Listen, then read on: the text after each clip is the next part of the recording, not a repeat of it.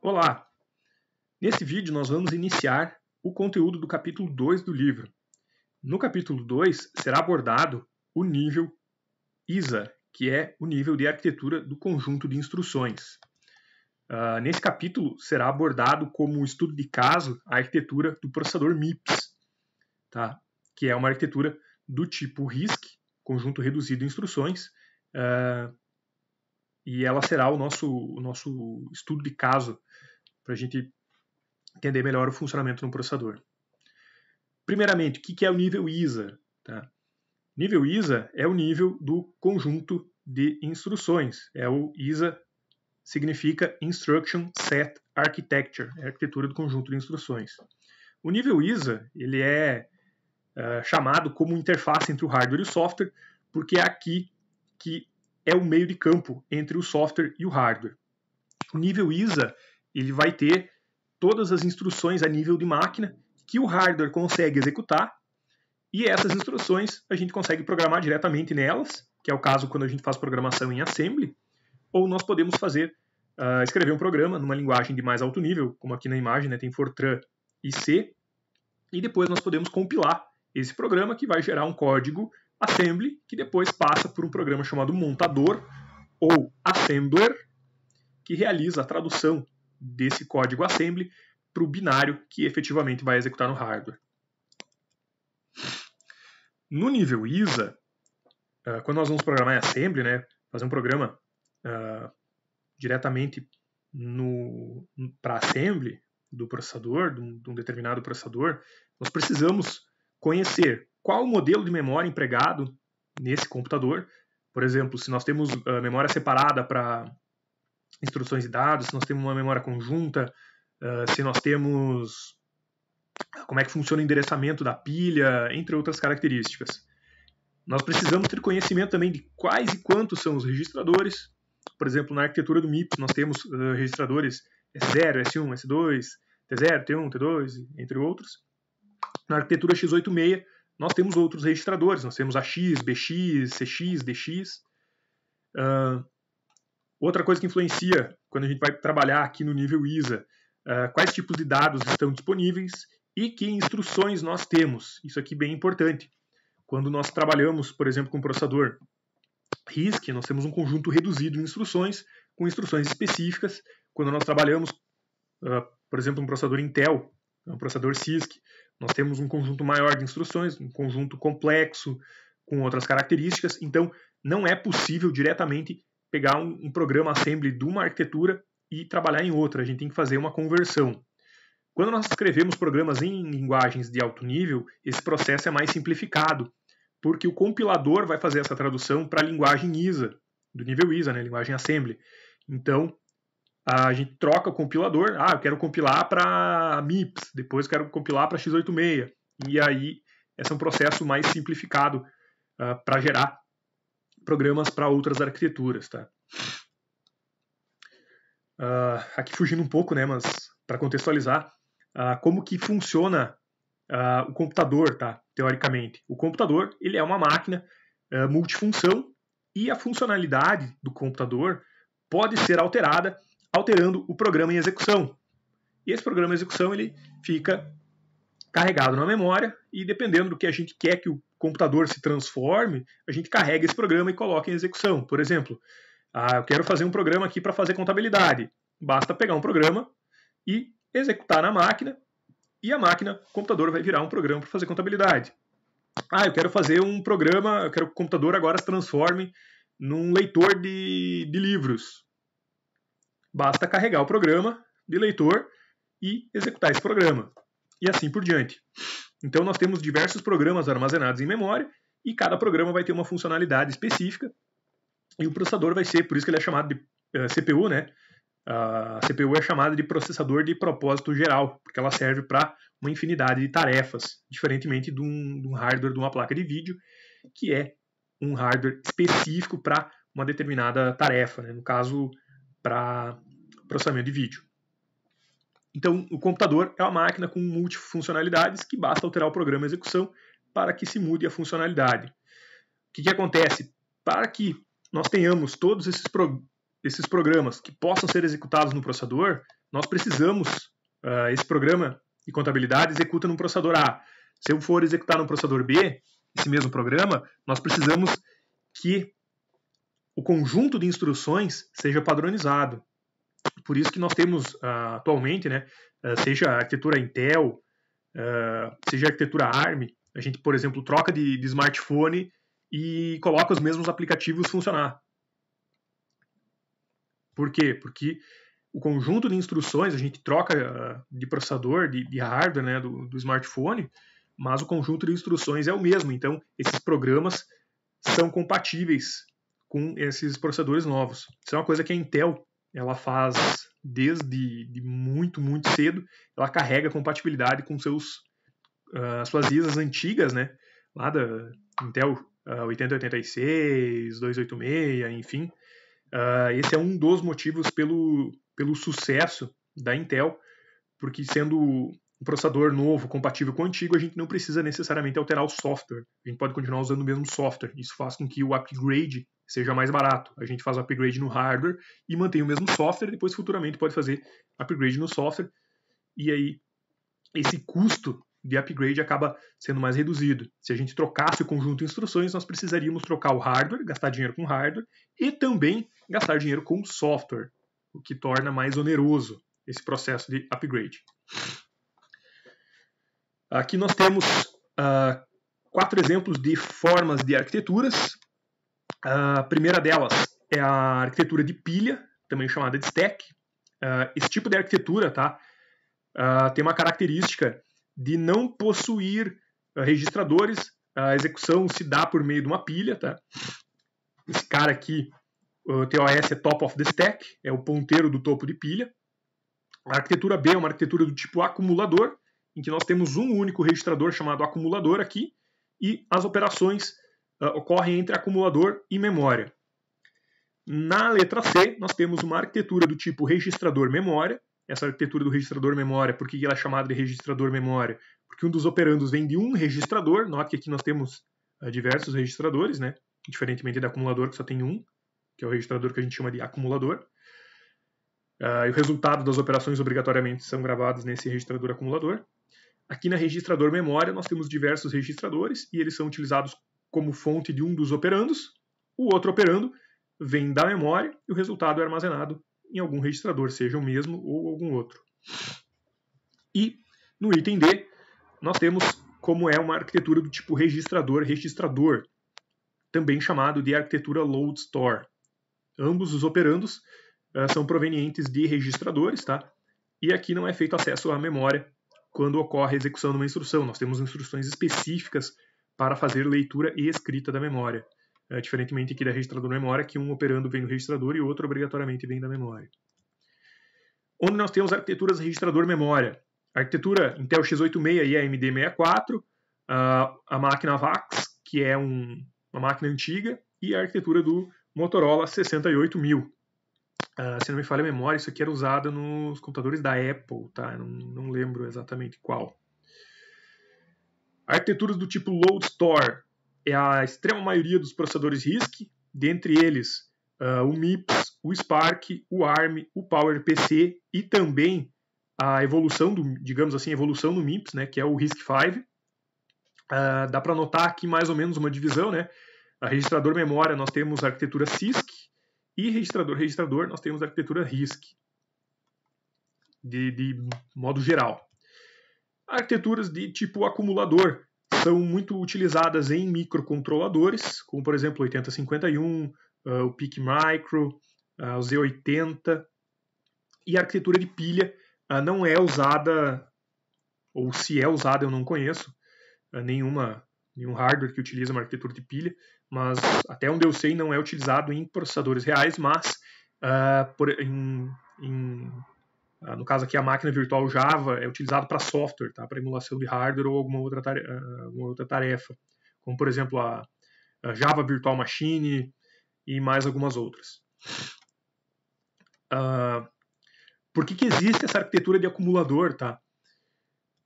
Como ela é usada em microcontroladores, a arquitetura de acumulador ela é uma arquitetura barata de fabricar, nós temos apenas um registrador, e ela acaba sendo acaba economizando recursos, a gente vai ver isso um pouquinho mais adiante também.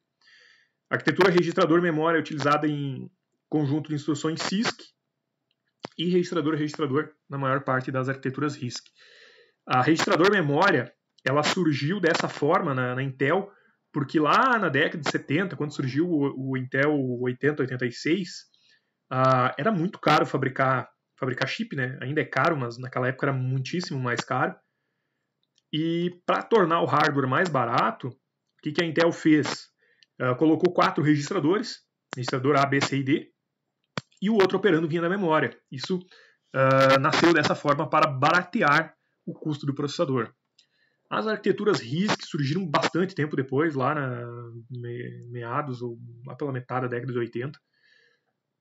E o custo de se implementar uma quantidade maior de registradores já não era tão grande assim, então eles julgaram que era mais eficiente se utilizar mais registradores e trabalhar diretamente com registradores. É um paradigma um pouco diferente da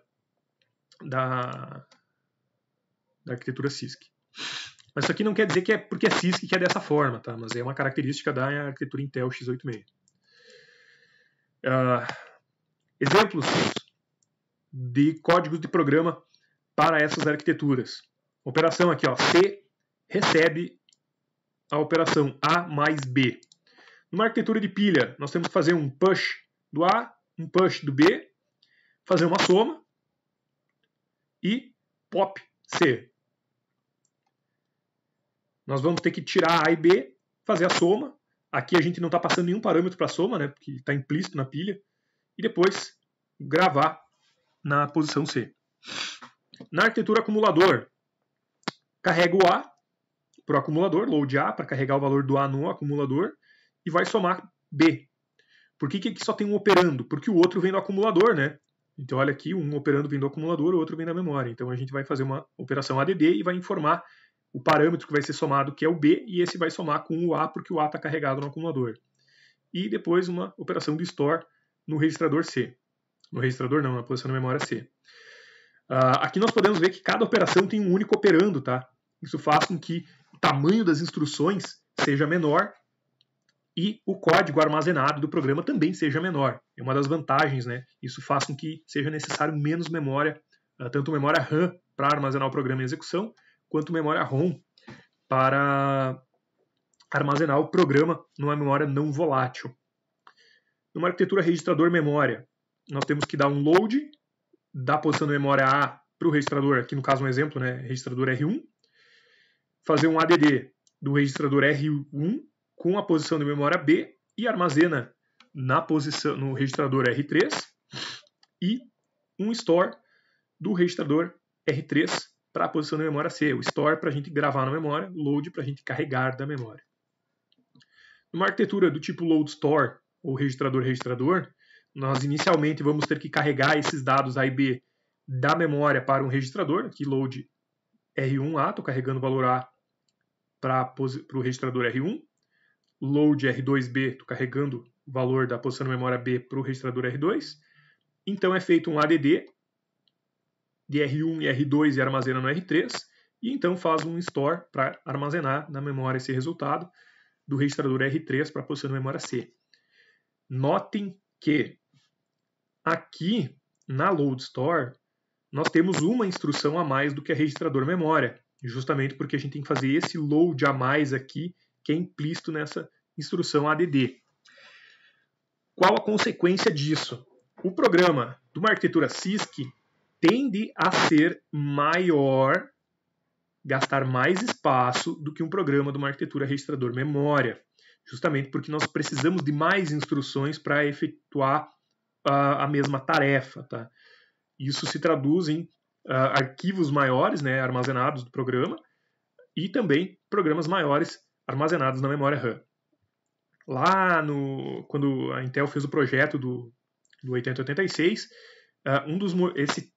como eu falei antes, né, um dos motivos foi economizar registradores, mas também outro motivo é tornar o código menor, fazer com que ele gastasse menos memória RAM e menos armazenamento. Pensem que na década de 70 para a década de 80, né, a quantidade de recursos computacionais era extremamente reduzida. Essa é uma vantagem da a arquitetura do tipo registrador memória.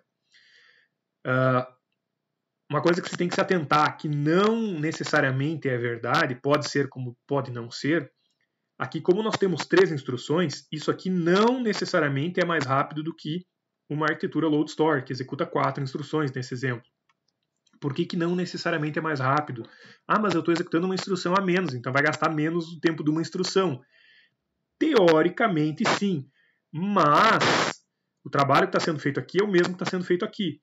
Essa instrução load R2B, né, tô carregando posição de memória B para o registrador R2, é executada embutida nessa instrução ADD. Então, essa instrução ADD vai levar o tempo de uma soma e mais esse acesso à memória. Tá? Não quer dizer que uma ou outra vai ser mais rápida. Isso depende de outros fatores. Tá? Não dá para a gente concluir que essa aqui é mais rápida porque ela tem 3 instruções e essa é mais lenta porque tem 4 instruções. Tá? Um dos trunfos das arquiteturas RISC é que elas têm mais instruções, mas as instruções executam mais rápido. Esse ADD aqui executa mais rápido do que esse. E aí pode ser que o load store seja mais rápido, porque esse ADD é mais rápido, mas aí a gente gasta mais tempo aqui e pode ser que isso seja mais rápido de modo geral do que essa aqui. Como também pode não ser, tá? Muito cuidado com essas afirmações. Analisando dessa forma aqui, a gente não tem como concluir que uma é mais rápida que a outra. O que nós podemos com certeza concluir é que num programa registrador memória nós gastamos menos espaço para armazenar o programa e menos memória RAM para carregar um programa, porque existem menos instruções, a gente gasta menos memória para armazenar. Ok? Retornando, conjunto de instruções. Determinadas arquiteturas possuem diferentes características e, por consequência, né, diferentes conjuntos de instruções. No caso das arquiteturas RISC, né, nós temos diversas arquiteturas RISC, elas apresentam diversos aspectos em comum, justamente por serem de conjunto reduzido, né, e também do tipo load store. Nós não temos como fugir, por exemplo, de ter instruções de load, store e ADD, seja em qualquer arquitetura que seja. Tá? Mesmo assim, nós temos características diferentes e comuns, dependendo das arquiteturas. Tá?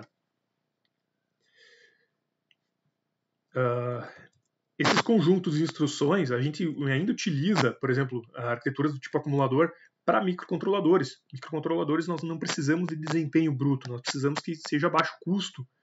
Por exemplo, a gente pegar um cartão daqueles de cartão tipo de Natal, que a gente abre, começa a tocar musiquinha, começa a piscar um LED.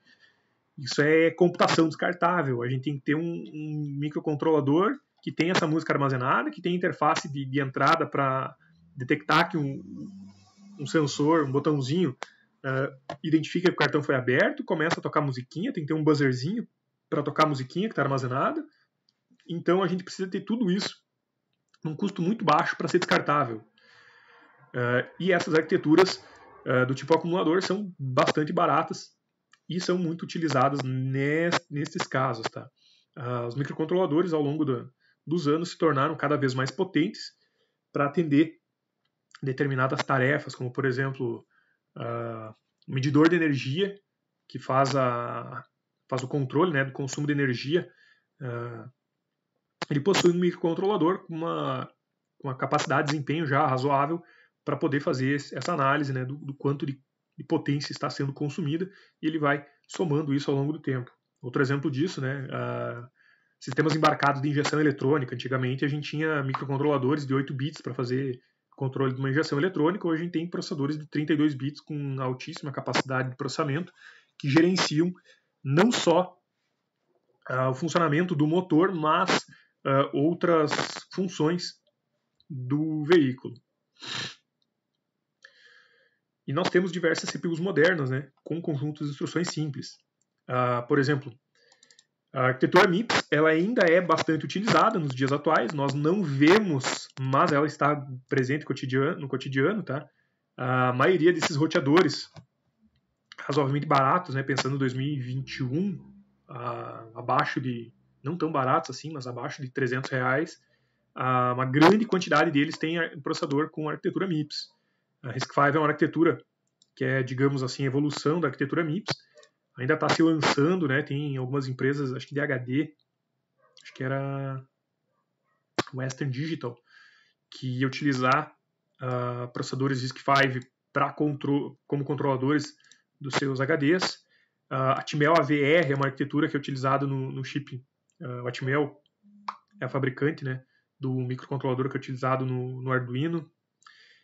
ARM, não precisa nem falar, né?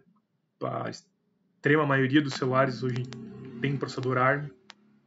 E elas possuem conjuntos de instruções simples, mas são muito utilizadas, né? E ARM, inclusive, em situações de alto desempenho. Nós temos até notebooks que utilizam processadores ARM, né? O exemplo mais notório seria o Apple, agora que foi lançado em, acho que 2021, o processador que é o M1 da Apple, que é utilizado nos novos notebooks, que eles pararam de utilizar processadores Intel e passaram a utilizar processadores ARM, com arquitetura ARM num notebook. Existiam outros antes, né, mas o que ficou mais famoso por enquanto é esse. Ok? Como que nós representamos instruções, tá? As instruções que são executadas no hardware, lá no processador, elas são codificadas em um número binário, em uma sequência de zeros e uns. E isso é chamado de código de máquina. No caso da arquitetura do MIPS, nós temos essas instruções codificadas em palavras de 32 bits. A arquitetura MIPS que nós vamos estudar, ela é uma arquitetura de 32 bits. Então, cada instrução ela é codificada com uma palavra de 32 bits para caber na largura de um registrador. Nós temos MIPS de 64 bits também, tá? Por exemplo, o MIPS de 64 bits foi utilizado no Nintendo 64, lá no videogame no Nintendo 64, e era uma variação da arquitetura do MIPS, feita para largura de 64 bits, e aí nós tínhamos um conjunto de instruções parecido com o que já existia em 32, mas com outras características para expandir isso para 64. No caso do MIPS, nós temos apenas 3 formatos de instruções. Formato tipo R, que é tipo registrador, tipo I, que é imediato, e tipo J, que é utilizado para desvio incondicional, né, o que é chamado de jump. Qual que é a vantagem de utilizar apenas 3 formatos de instrução?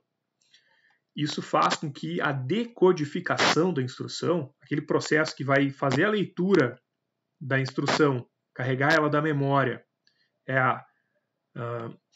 esse primeiro processo é a busca. A gente vai pegar a instrução, vai carregar ela, vai depois fazer a decodificação, que é pegar e ler aquele conjunto de bits e descobrir o que ele representa para o processador fazer. Pegar aqueles, no caso aqui do MIPS, né, 32 bits, identificar qual é a instrução, e a partir disso, sabendo qual instrução vai saber o que são os próximos campos, né? Eu tenho, por exemplo, uma instrução ADD. Eu vou somar dois números de 2 registradores e vou armazenar um terceiro. Então ele vai ter que buscar esses dados lá de algum lugar dos registradores. E aí ele faz essa busca para pegar esses valores para operar. Isso é chamado de decodificação. Com apenas 3 formatos, esse processo de decodificação fica muito mais simplificado. Justamente porque acaba sendo menos quantidade de combinações possíveis para serem analisadas. Pensem que a decodificação é como se fosse um monte de if-else aninhado ou um switch case. Nós temos muito menos comparações para fazer para se descobrir o que vai ser executado. E um dos trunfos, né, das arquiteturas RISC é ganhar tempo, né, no caso economizar tempo, né, deixar de gastar tempo para fazer de forma rápida a decodificação, para poder ter uma arquitetura com um desempenho grande, economizando tempo. Uma das coisas que eles ganham tempo é nessa decodificação por ter poucos formatos de instrução. No MIPS ele é bem simplificado, tem apenas 3 formatos, na ARM V8, que é de 64 bits, acho que são... não me recordo, mas são um tanto mais que 3 formatos. Nas arquiteturas x86 é uma infinidade de formatos, é bem não uniforme. Com apenas 3 formatos, isso favorece a regularidade do conjunto de instruções. Isso faz com que seja mais rápido a tarefa de decodificação, tá? Depois, nos próximos vídeos, a gente vai entrar mais aprofundado, né, nessa questão dos formatos de instrução do MIPS, ok? Então, nesse primeiro vídeo, seria isso. E até os próximos vídeos. Ok, tchau, tchau.